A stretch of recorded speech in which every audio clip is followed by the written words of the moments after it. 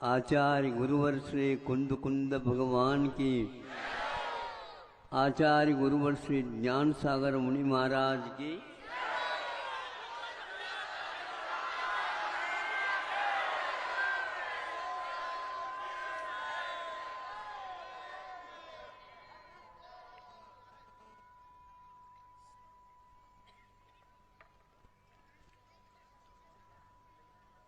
कस्तूरी होती है जिसको जिस डिब्बे में रख देते हैं वह अपना संस्कार छोड़ देता है। उसकी सुगंधी अनेकों को प्रभावित करती है।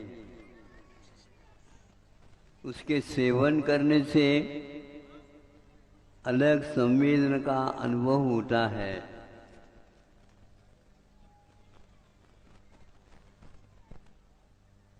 समय पर उसमें कस्तूरी न रख करके हिंगड़ा रखा गया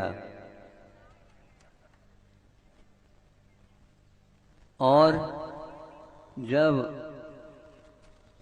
भोजन करने के लिए बैठे तो वह पेड़ा तो था लेकिन उसमें कस्तूरी का अभाव था।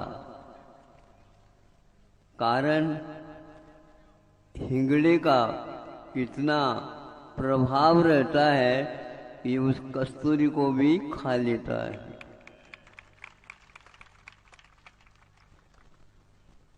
ऐसा ही लगभग समझ में आ रहा है मुझे। 200-250 वर्ष तक अंग्रेजों ने भारत के ऊपर अपना प्रभुत्व दिखाया और अपने वैभव को किस ढंग से उन्होंने फैलाया और भारतीयता को किस प्रकार गायब कर दिया, लूट लिया। अभी भी उसका नमूना हमें देखने को होता है। महावीर जयंती को इस प्रकार कहीं भी जनता नहीं आ पाती दूर दूर से, किंतु आज क्या आई है बताओ?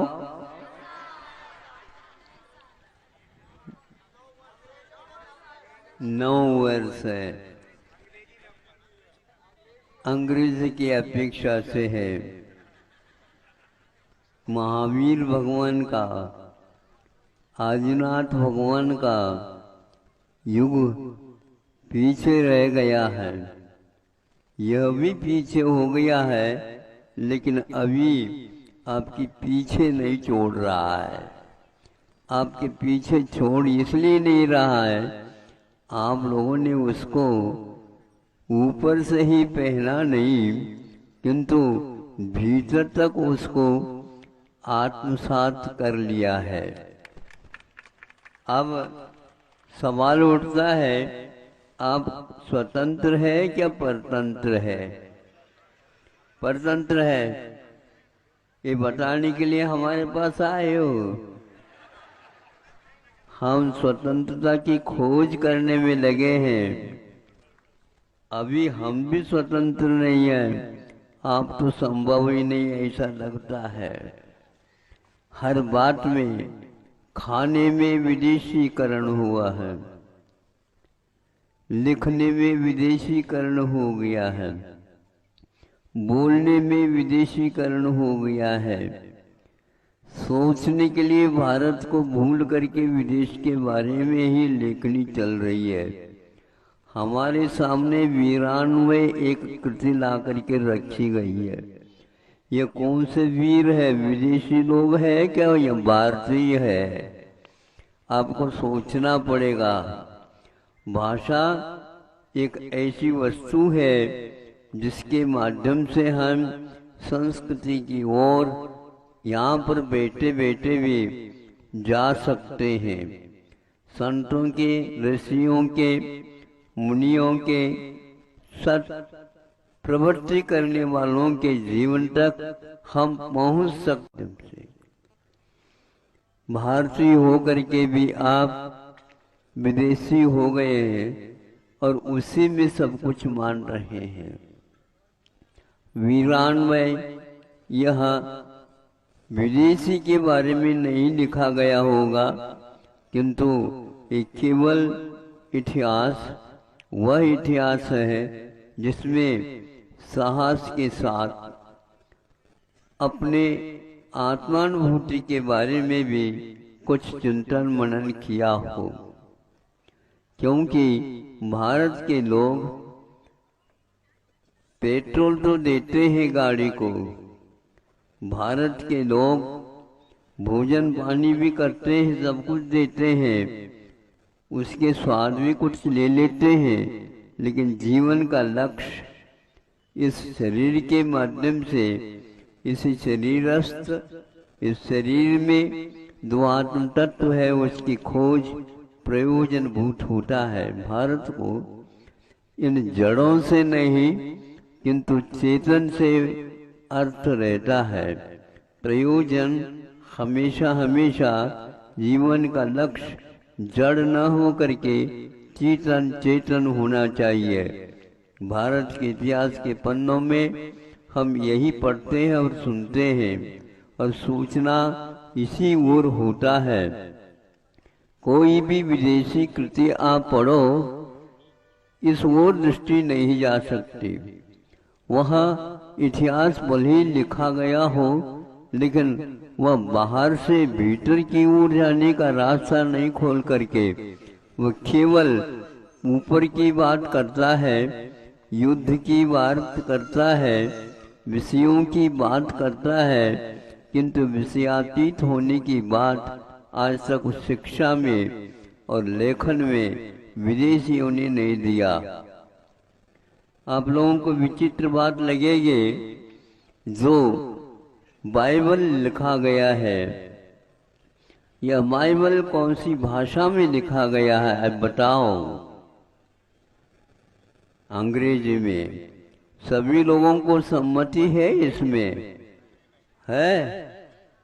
सोच करके बोल रहे हो क्या हमारी पूछने से ही बोल रहे हो? है? अच्छा, हमारे मुख से सुनना चाहते हैं तो 2.5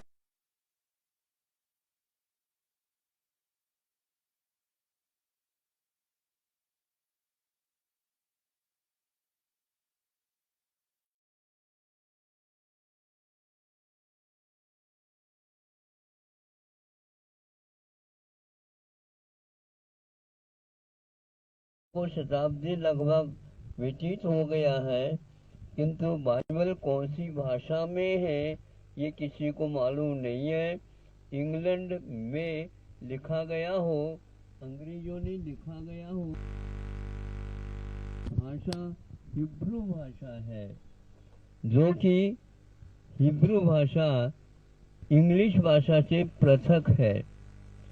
इसको जब अनुदित किया गया है इंग्लिश में, उस समय जो फादर वगैरह होते हैं उन्होंने कहा इस व्यक्ति को दंडित करना चाहिए। इसने धार्मिक ग्रंथ का अनुवाद इंग्लिश भाषा में किया है। वह उसी देश में रहने वाले फादर आप लोगों के लिए कहा गया है। आज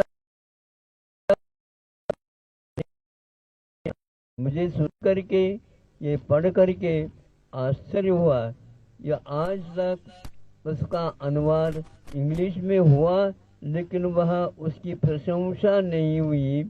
कालांतर में उसको एक प्रकार से विस्तार की अपेक्षा से इंग्लिश भाषा में अनुवादित करना प्रारंभ कर दिया गया था। तो आज यह प्रश्न उठता है, धार्मिक ग्रंथ इंग्लिश भाषा में नहीं लिखे गए हैं, जो आज प्रत्येक भारतीय व्यक्ति इंग्लिश से प्रभावित सा हुआ है। किंतु विज्ञान भी यदि लिखा गया है, भारत ने लिखा, आज तक वह विदेशियों ने भी उसका अध्ययन नहीं कर पाए, इतना भरपूर है। भारतीय व्यक्तियों को ये मालूम ही नहीं है कि 18वीं शताब्दी में विज्ञान और भारत इसी शीर्षक से एक धर्मपाल नाम का गृहस्थ, जिन्होंने इसका लिखा और अनुवाद भी हुआ है। आप समझो, आज तो कम से कम आप लोगों को आंखें खोल देना चाहिए कि काल महत्व तब रखता है उसमें, उस काल में क्या लिखा गया है, क्या अनुभव किया गया है, क्या उत्पादन किया गया है, जीवन से उसका क्या संबंध है। केवल खाना जीने के लिए नहीं, किंतु जीने के लिए खाना चाहिए, यह महत्वपूर्ण है। भारत ने जो कोई भी साहित्य लिखा वह पंचेंद्र के विषयों की ओर ले जाने के लिए नहीं, किंतु वहां से उसे पकड़ करके इस ओर लाने का प्रयास किया गया है। आज आप अपने संतान को जो विद्या, जो अध्ययन आदि कराना चाहते हैं, देना चाहते हैं, वो केवल विदेश के लिए ही आप अटक जाते हैं। भारतीय संस्कृति का अध्ययन करने से जीवन में कोई भी प्रयोजन सिद्ध नहीं होता। ये धारणा आपके दिमाग में घर कर गया है। ये बहुत बड़ी हानि हो रही है। आप लोग अच्छे हैं, यहाँ पर एकत्रित हुए हैं। इस 1 तारीख को याद तो रखो, लेकिन महाराज जी ने कहा था इसमें बहुत रहस्य है। बड़े बड़े व्यक्ति, अभिभावक लोग अपने संतान को इंग्लिश के माध्यम से ही अध्ययन कराने का निर्णय लेते हैं और विदेश भेजते हैं, और हमारे पास वृद्ध आ जाते हैं थोड़े बहुत सुनने की अपेक्षा से। उन वृद्धों को हम क्या दें? जो ज्ञान वृद्ध है, संयम वृद्ध है, उनके द्वारा लिखा गया जो साहित्य की आज कोई भी कीमत मूल्य नहीं आंका जाता है। फिर भी आप लोग बहुत उत्साह के साथ और बहुत ही रुचि के साथ आज किसी निमित्त से आए हो, लेकिन ये बात कुछ कड़वी है। आप लोग अवश्य इसका पान करेंगे और सेवन करेंगे। यह बात इसलिए लिख रहा हूँ कि अंग्रेजी भाषा में यदि आप लोग सभी साहित्य देखना चाहते हैं, यहाँ पर किसी भी प्रकार से तिथि नहीं मिलेंगे। सुन रहे हैं आप लोग?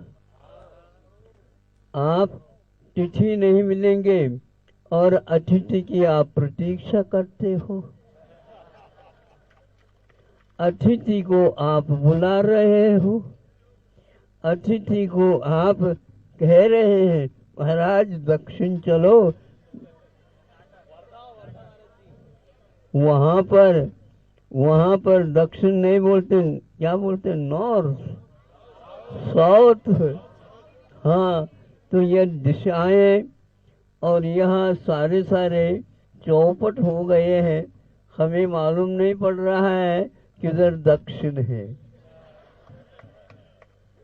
हम दक्षिण की ओर ही आ रहे हैं, लेकिन दक्षिण कहाँ है ये मिलना मुश्किल है। दक्षिण में भी उत्तर ही मिले और उत्तर में भी दक्षिणा मिले तो क्या करें हम, बताओ? नहीं, बहुत महत्वपूर्ण यह बिंदु है। आप लोग जब शोध की बात करते हैं, बहुत ही विस्मय होता है। यहाँ अपने भारत में शोध करने के लिए कोई भाषा है ही नहीं, और इंग्लिश को छोड़ करके ऐसे आग्रह अभी भी किया जाता है। यदि शोध किया जाता है तो वह इंग्लिश में ही होना चाहिए। ऐसे व्यक्ति भी हैं, उनका कहना है शोध अनुभव की बात जब कभी हम लिखते हैं, अपनी भाषा में जैसे लिख सकते हैं वैसे विदेशी भाषा में कितनी भी कोशिश करो, पुरुषार्थ करो, लिखा नहीं जाएगा। जब विदेश की एक प्रकार से नीति को लिखना था, एक व्यक्ति को जो बहुत अच्छे विद्वान था उनको खड़ा कर दिया गया और उसको कहा है कि आपको इंग्लिश में विदेश नीति का भी अनुवाद करना है, नहीं किंतु अनुभव दे देना है। हाँ, मैं लिखूंगा, अवश्य लिखूंगा, इसके बारे में बहुत अच्छी मेहनत करूंगा, पुरुषार्थ करूंगा, लेकिन ये ध्यान रखें मैं इंग्लिश में नहीं लिखूंगा। नहीं, आपको इंग्लिश में ही लिखना है।